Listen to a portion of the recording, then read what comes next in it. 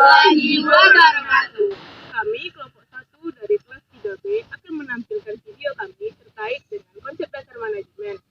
Video ini ditujukan untuk memenuhi tugas mata kuliah Sistem Manajemen Pembelajaran Biologi yang diampu oleh Bunda Yustina. Selamat menyaksikan.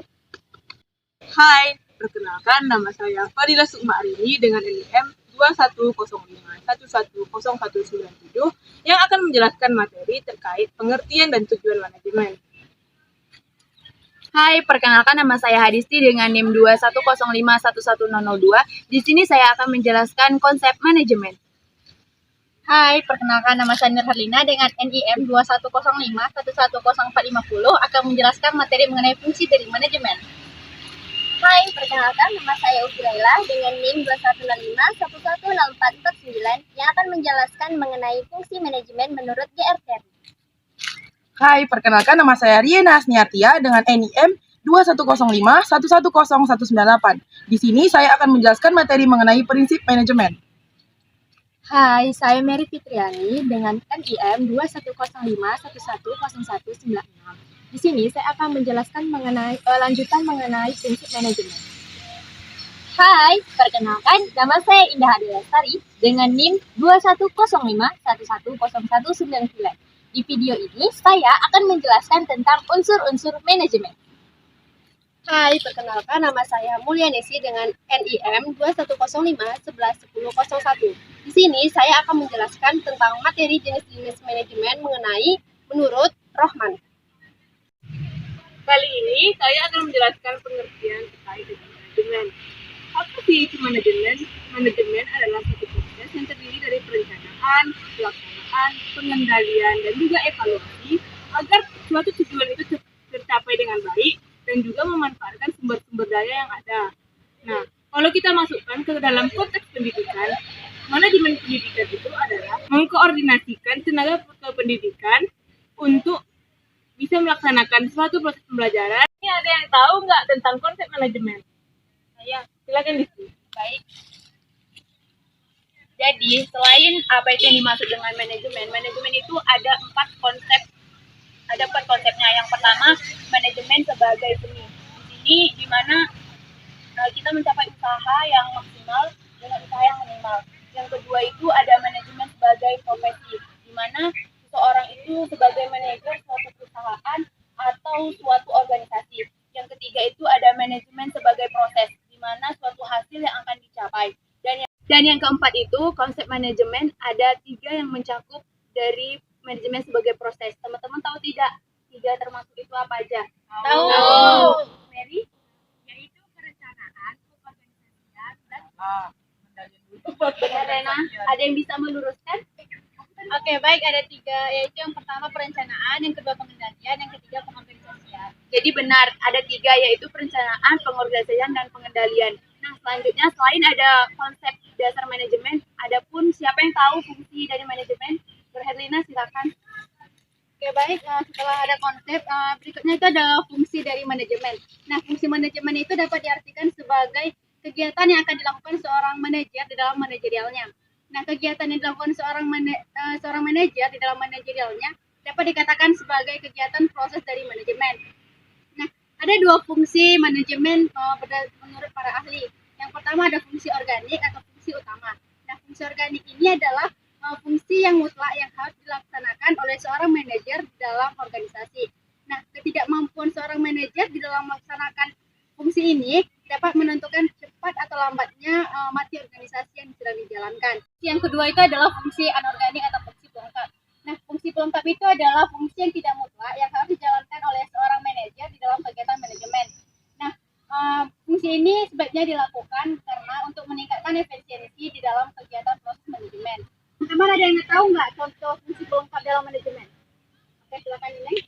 Izin fungsi contohnya itu fungsi pelengkap yaitu fungsi komunikasi.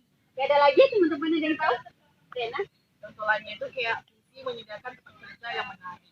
Oke, mungkin itu contoh dari fungsi anorganik di dalam manajemen. Nah, mungkin dari teman-teman ada yang tahu nggak fungsi manajemen menurut GR Terry? Oke, silakan.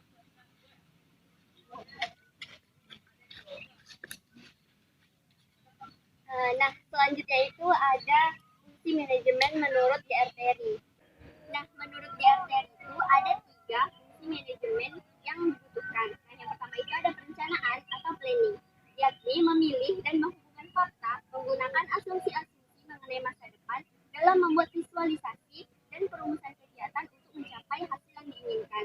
Nah, perencanaan atau planning ini merupakan hal yang esensial. Dia tuh lebih penting daripada fungsi manajemen lainnya. Karena untuk fungsi manajemen lainnya itu mereka itu dilaksanakan setelah adanya perencanaan atau planning. Yang kedua itu ada pengorganisasian atau organisasi. Nah, organisasi berasal dari kata organisasi, yakni kegiatan yang penting juga untuk dilakukan, di mana dia itu untuk mengelola sumber-sumber daya yang dibutuhkan, terutama sumber manusia, yakni hal ini untuk menghasilkan hasil yang sukses sesuai dengan keinginan. Nah, selanjutnya itu yang terakhir ada menggerakkan atau kita sebut biasanya dengan pengawasan dan sebagainya. Nah, kalau menggerakkan ini merupakan hasil yang kita lakukan itu setelah melakukan pengorganisasian, perencanaan, yaitu digunakan untuk merealisasikan apa yang telah kita rencanakan. Nah, biasanya itu seperti kita tuh menggerakkan tenaga kerja atau manpower dan juga mendayagunakan fasilitas-fasilitas yang ada.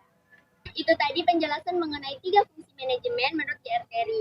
Nah, setelah adanya fungsi manajemen, apalagi yang perlu dari manajemen? Prinsip manajemen. Prinsip manajemen. Nah, di sini ada yang bisa menjelaskan mengenai prinsip manajemen? Nah, silakan Rina.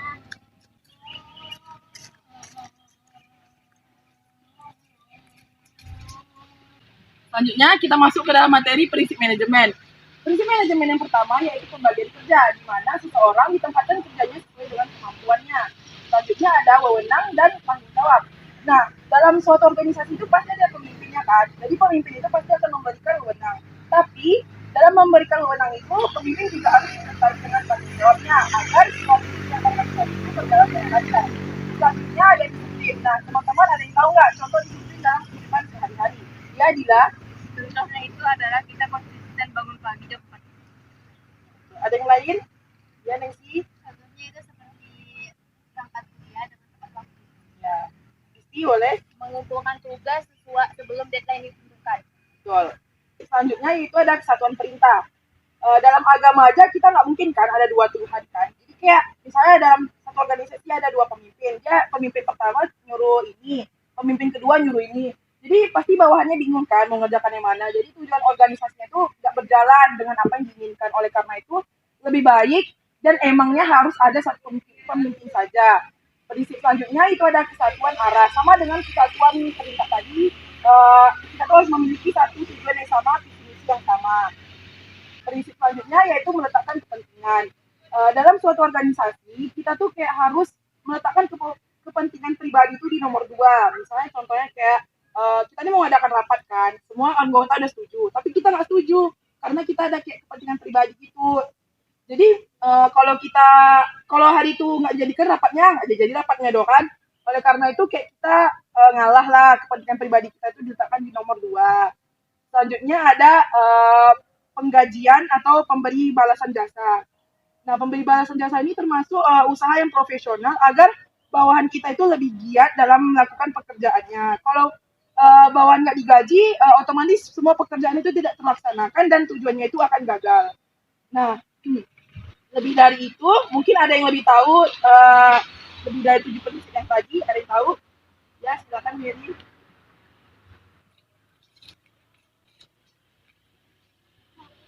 Nah, prinsip manajemennya selanjutnya yaitu sentral. Nah, seperti sentralisasi. Nah, seperti kalian tahu, sentral itu apa sih sebenarnya? Tengah. Ya, Tengah. Pusat. Betul, tengah ataupun pusat. Tapi sebenarnya lebih ke pusat. Nah, seperti kita ketahui, kita kan pasti harus memerlukan seseorang untuk yang dipusatkan, seperti pemimpin. Nah, pemimpin itu dia kan pasti sebelumnya kan mempunyai wewenang. Nah, wewenangnya itu kan yang memberi tugas. Nah, jadi dia pula yang memutuskan untuk kayak sebuah perintah. Misalnya itu misalnya Hadisti, dia seorang kepala sekolah. Nah, sedangkan Ulyaningsih, dia itu hanya seorang guru. Nah, pastikan perintah yang paling penting itu kan dari seorang kepala sekolah kan, bukan dari seorang guru gitu. Nah, selanjutnya yaitu prinsip manajemen selanjutnya yaitu hierarki. Nah, seperti hierarki itu sebuah perangkat seperti kita lihat kan kayak dulu kita masa sekolahan pasti kan ada bagan kayak misal dari kepala sekolah dulu baru komite baru kan kayak kurikulum atau guru-guru. Nah itulah seperti sebuah dimana kita tahu atasan kita, dimana kita tahu bawahan kita itu siapa saja. Nah selanjutnya yaitu keteraturan. Nah seperti kita ketahui pasti kan semua manusia itu kan pasti memerlukan sebuah keteraturan kan. Keteraturan sangat diperlukan agar itu dapat berjalan dengan langsung. Nah selanjutnya yaitu keadilan dan kejujuran. Nah seperti kita ketahui semua manusia pasti memerlukan sebuah keadilan dan kejujuran. Nah, seperti misalnya contohnya Fiona, dia seorang pemilik warung misalkan. Sedangkan ada dua karyawannya seperti Lina dengan Ufi. Lina ini dia itu paling rajin, sedangkan Ufi itu sering telat datang atau kayak dibilang malas lah gitu kan. Nah tapi Riana ini melebih karena Ufi ini merupakan anak kesayangannya, jadi Ufi ini kayak dilebihkan gitu loh gajinya daripada Lina. Nah pasti kan kita merasa sedih kan. Selanjutnya yaitu stabilitas kondisi karyawan. Nah kita kan pasti dalam bekerja itu memerlukan sebuah stabilitas. Nah stabilitas yang dimaksud ini misalkan kita misalnya sekolah kita ini ada di Jalan Bangau. Nah tiba-tiba kayak seorang kepala sekolahnya memindahkan sekolahnya itu ke Jalan Bingkret. Nah pasti kan itu kan nggak stabil gitu kita dalam melakukan pekerjaan. Pastinya kita kan juga ribet gitu kayak belum lagi yang awalnya kita tinggal di sini jadi susah gitu. Selanjutnya yaitu inisiatif. Nah seorang manajer mengelola sebuah inisiatif agar karyawan itu tidak jenuh gitu. Jadi bukan hanya manajer aja tetapi juga sebuah karyawan itu juga memerlukan inisiatif seperti ide-idenya agar sebuah perusahaan atau kelembagaan organisasi itu agar lebih maju lagi. Nah selanjutnya yaitu semangat korps. Nah semangat korps ini kan seperti kita ketahui agar merasa ada sebuah karyawan itu merasa dalam organisasi itu merasa nasib sepenanggungan, merasa nasib sepenanggungan. Nah maka dari itu bisa seorang manajer membuat kayak seragam yang bersama gitu. Jadi dia bisa tahu kalau aku kerja loh di sini, jadi dia kayak merasa bangga atau semangat gitu. Selanjutnya itu mengenai unsur-unsur manajemen. Nah, ada yang tahu mengenai unsur-unsur manajemen? Nah,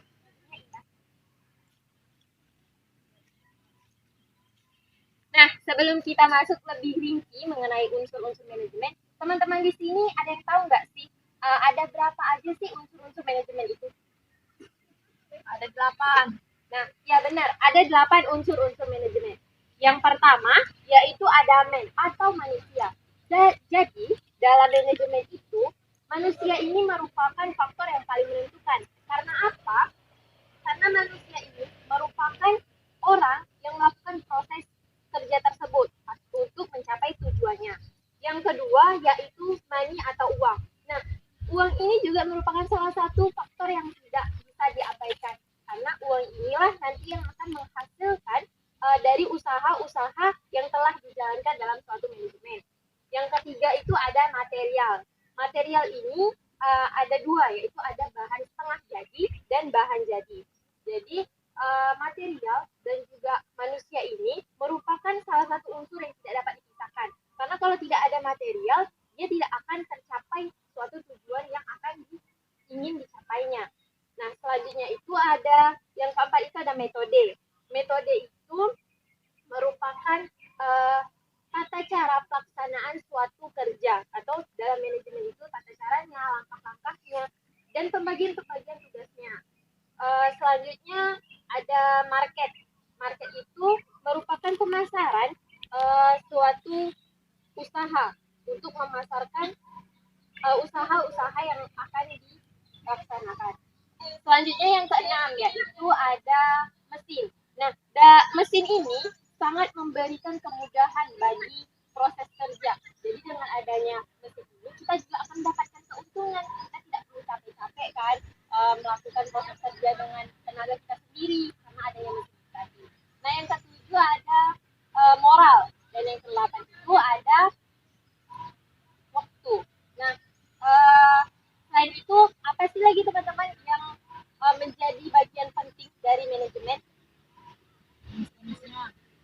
tahu nggak jenis-jenisnya apa aja? Baiklah,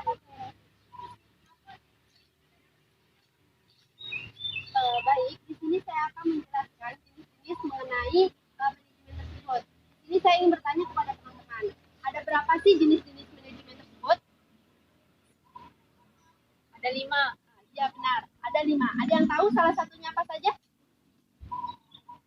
Baik, salah satunya itu jenis-jenis manajemen ini menurut Rohman, yang pertama yaitu ada jenis manajemen essential, yang mana manajemen ini menekankan untuk perusahaan atau pengorganisasian untuk mendukung karyawan. Contohnya ada yang tahu? Nah, jadi contohnya itu seperti mendukung karyawan dengan memberi motivasi agar karyawan tersebut bekerja secara mandiri untuk mencapai tujuan yang telah ditetapkan. Nah, yang kedua yaitu ada jenis manajemen breakdown, yang mana untuk menekankan manajemen dalam perombakan manajemen tersebut agar lebih baik lagi. Contohnya seperti manajemen di sekolah. Di sekolah tersebut ini ingin merubah manajemen agar lebih baik lagi dengan cara bertahap.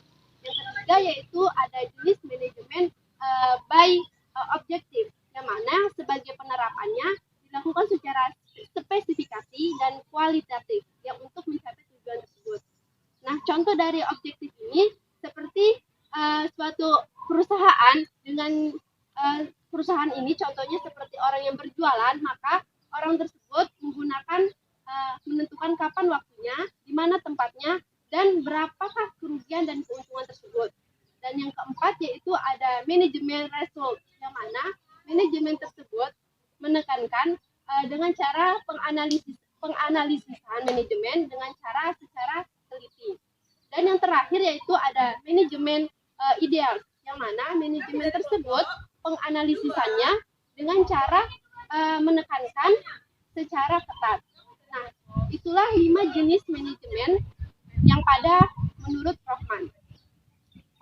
Nah, dari materi-materi yang sudah kalian dapatkan, apa kesimpulannya? Di sini saya akan mencoba menyimpulkannya. Kesimpulannya adalah manajemen itu adalah suatu proses yang terdiri dari perencanaan, pelaksanaan, evaluasi, dan pengorganisasian yang bertujuan agar suatu tujuan dapat terlaksana dengan baik dan memanfaatkan sumber daya yang ada.